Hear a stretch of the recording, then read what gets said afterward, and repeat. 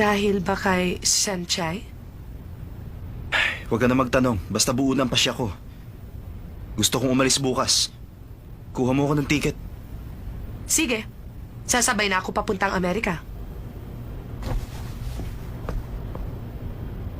Sigurado ka?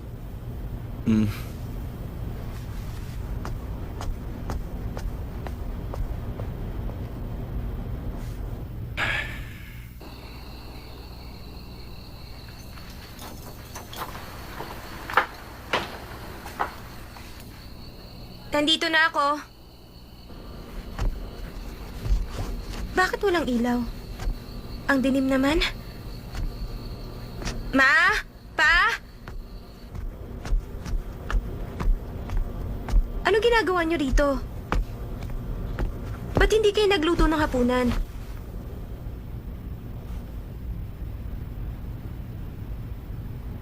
May nangyari bang masama? Hindi na tayo pwedeng tumira sa bahay na ito. Bakit naman? Natanggal sa trabaho ang papa mo. Totoo ba yun, pa? Hindi na natin kayang bayaran ng bahay na ito. Sanjay, bagsak daw ang ekonomiya ng bansa at pati kumpanya namin naapektuhan. Kaya natanggal ang iyong papa. Bakit ka umiiyak? Hindi ba ako ang dapat na umiiyak? Ang tanga mo kasi! Pwede ba tumahimik ka kahit sandali? Bakit ka ba kasi natanggal sa iyong trabaho? Baka naman lagi kang late pumasok. Ayaw ko rin mangyari ito, honey. 20 years na ako nagtatrabaho sa kumpanyang yun. Tapos bigla na lang akong tatanggalin. Hindi ko rin alam ang aking gagawin. Sino pa tatanggap sa akin? Matanda na ako. Wala na akong silbi. Nahihiya ako sa'yo, Sansay. Ma? Alam ko sasabihin mo, Sanchay, kahit ano mangyari, hindi ka titigil sa pag-aaral at hindi ka aalis sa hindi maliwanag. Dahil ang kinabukasan natin, nakasalalay sa iyo at sa magiging asawa mo. Pwedeng si Dao Mingse, pwede rin si Watsilay. Dahil doon, kailangan magpatuloy ka sa pag-aaral sa hindi. Di bali, Sansay. Pipilitin ang papa mo makahanap agad ng ibang trabaho. Pipilitin ko. Magtatrabaho ako. Magtatrabaho ka rin. Magtatrabaho tayong dalawa. Tama ba? Magtatrabaho tayong dalawa. Oo, honey. Let's go. Let's go! Let's go.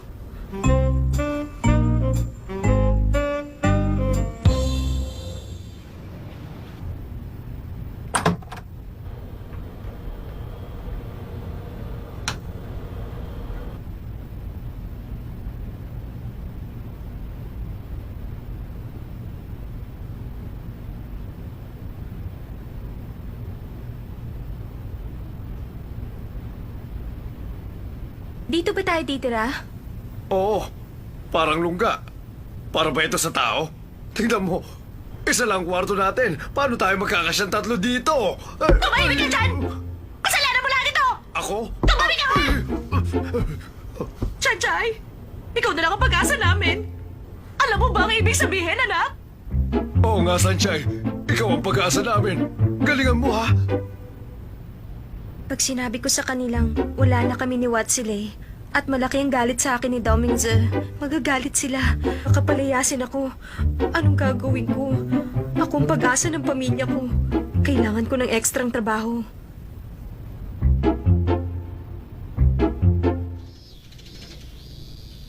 Nabalitaan mo ba? Pupunta daw si Dao Mingse sa New York? Totoo ba yan? Oo naman. Sansay! Sanchay! Magugulat ka sa balita. Bakit ka ba natataranta? Ano ba nangyari? Hindi mo ba alam? Nag-drop na si Dao Mingse pupuntang New York. Sa New York? Balita yun sa buong eskwelahan.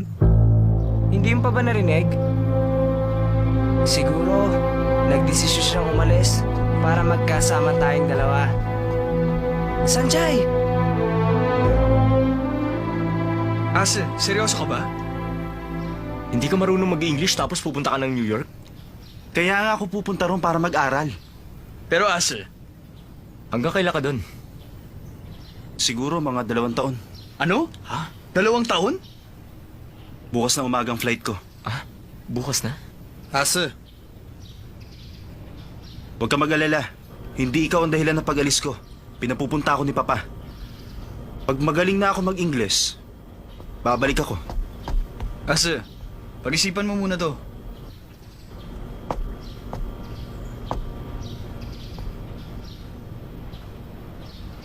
Totoo bang pupunta ka ng New York? Oo. Sanchay, mabuti dumating ka. Kumbinsihin mo nga siyang wag nang umalis. Buo ng pasya ko. Pupunta ako ng New York. Bukas ang flight. Ano? Bukas na?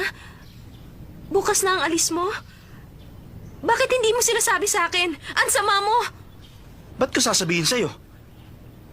Isa pa, pag wala na ako dito, mas magiging masaya kayo ni Lay. Hindi ba, Lay? Ase, Mas bagay kay ni Sanchay. Maghahanap na lang ako ng blonde sa New York. Umalis ka kung gusto mo! Kahit pa Amerika yun o Africa, wala na akong pakialam sa'yo! Kahit 3 o 5 taong kang mawawala, baliwala sa akin yun! Mas mabuti pa nga huwag ka nang bumalik!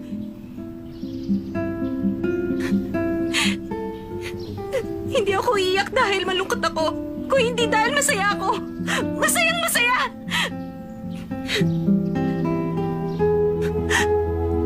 Palagay ko hindi ko na kailangan paalam. Total, hindi na tayo magkikita kahit kailan. Ang tanga mo talaga!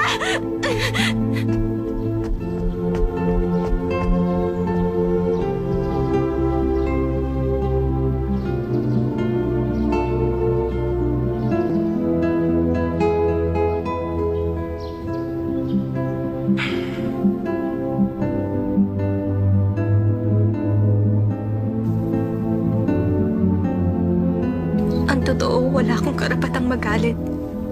Pero bakit hindi siya nagpaalam sa akin? At bakit biglaan ang pag-alis niya?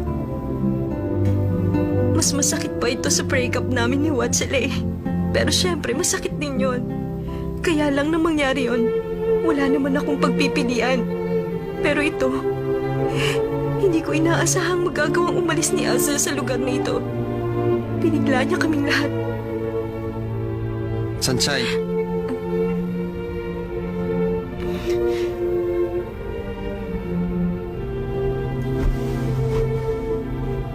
Pupunta na siya bukas sa New York. Okay lang ba yun sa'yo? Huwag na sana siyang bumalik. Wala ka bang ibang gustong sabihin? Wala akong pakialam sa kanya kung aalis siya. Naalala ko nung sinabi sa akin ni Chin na pupunta na siyang Paris. Ang sabi mo pa nga nun sa akin, maging matapang ako. Ipaalam ko kay Chin ang damdamin ko. Bakit di mo gawin?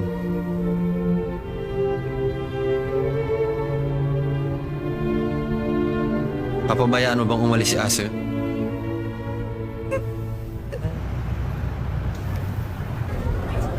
Ase, mag-ingat ka. Siguro pagbalik mo, magaling ka na magsalita ng English. Oo naman. Meron naman akong common sense kaya madali ako matututo. Sense, okay? Sense. Dapat ka nga pumunta ng New York para matuto ka mag-English. First time kayong iwan ni Asa? Okay lang naman. Kahit na umalis siya, hindi naman masama sa loob namin. Yung pag-alis mo, yun ay kinalulungkot namin. Oo nga. Mabuti ngang wala siya. Pag nagagalit kasi yan, kaming pinagbubuntunan.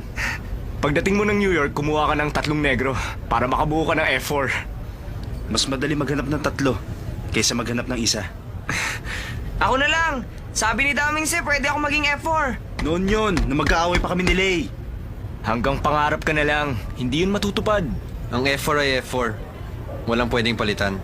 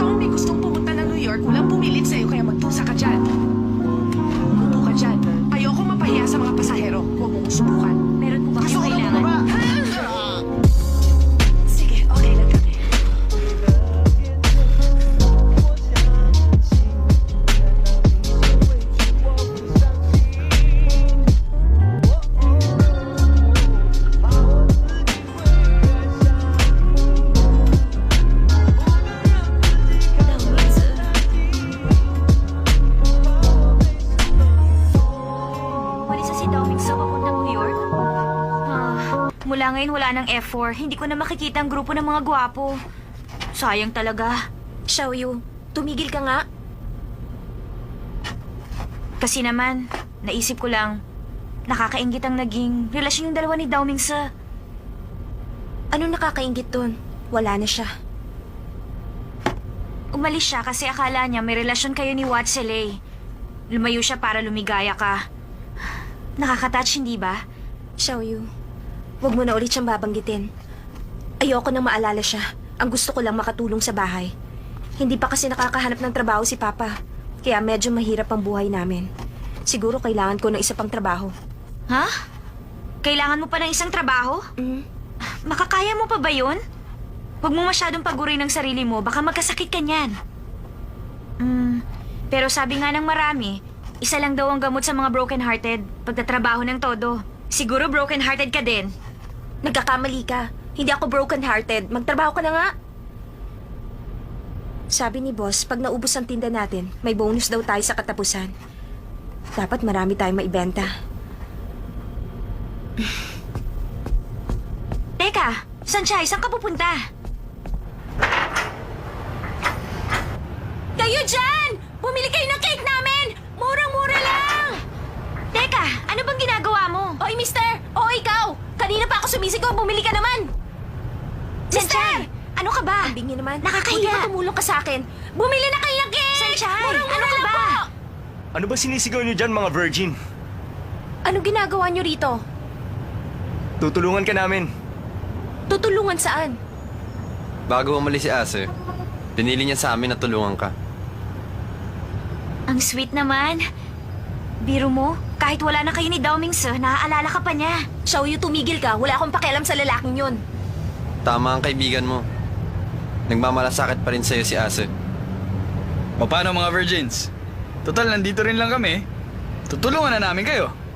Tutulong kayo magtinda? Gusto rin namin maubos ito para makauwi na kami. Pero anong alam niyo sa pagtitinda? Mayayaman kayo. Hindi kayo naghahanap buhay. Hindi namin kaya ang ginagawa mo. Pero may iba kaming style sa pagtitinda. Oo nga. Pabayaan mo sila. May naisip na silang paraan.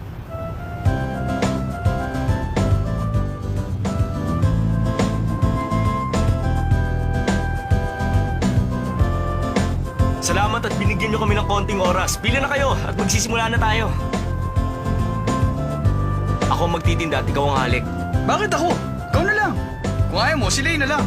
Di ba gusto mo makatulong tayo kay Sanchay? Huwag ka nang tumanggi. Gamitin mo lang ang karisma mo, okay? Ladies, magsisimula na tayo. Lapit na. Lapit na.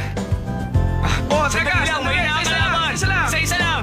5 ang sayo. O, isang halik yan. Sa'yo, 10. Dalawang halik yan. Anong flavor? Pila lang, Pumili pila na kayo. Miss, ilan ang order mo? Anong flavor? Lapit ka na sa kanya. Ikaw, ilan ang order mo? Salamat. 10 pinili ko. Okay. Para sa akin, kalokohan ang ginagawa nila. Gusto lang nila makahalik sa mga babae. Di ba, Xiaoyu? Si Xiaoyu.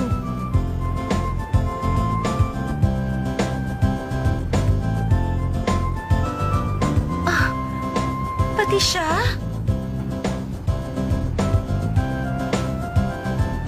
Ito na po ang cake nyo. May libre kayong kiss. Sino nang next? Ilan ang... Bigyan mo ako ng 20 pieces.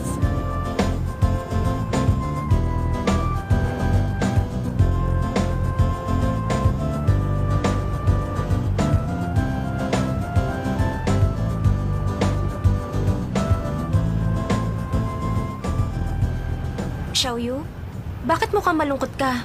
Hindi ako umabot. Sanchay, salamat. At salamat din sa mga kaibigan mo.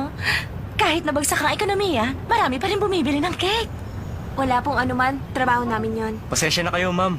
Gusto lang namin makatulong. Nakakabala na po ba kami? Hindi naman. Sana nga mapadalas ang punta nyo rito. Bigyan nyo ng bonus si Sanchay. Bigyan nyo rin si Miss Beautiful. Walang problema, akong bahala. O paano? Alis na kami. Meron pa kaming asikasuhin. Sige. Napagod ka ba sa kakaupo? Alam mo naman kailangan niya matulog ng 15 hours. Paano mga virgin? Aalis na kami. Ingat kayo. Maraming salamat. Balik kayo ha. Makakapagsara tayo na maaga. May utang na loob pa ako. Sanchay, ang gwapo talaga nilang tatlo, no? Xiaoyu, Sayang at kulang sila ng isa. Imposibleng hindi mo siya naiisip. Huwag ka na magkunwari. pinili ni Dao Mingze na tulungan ako. Siguro nasa New York na siya ngayon.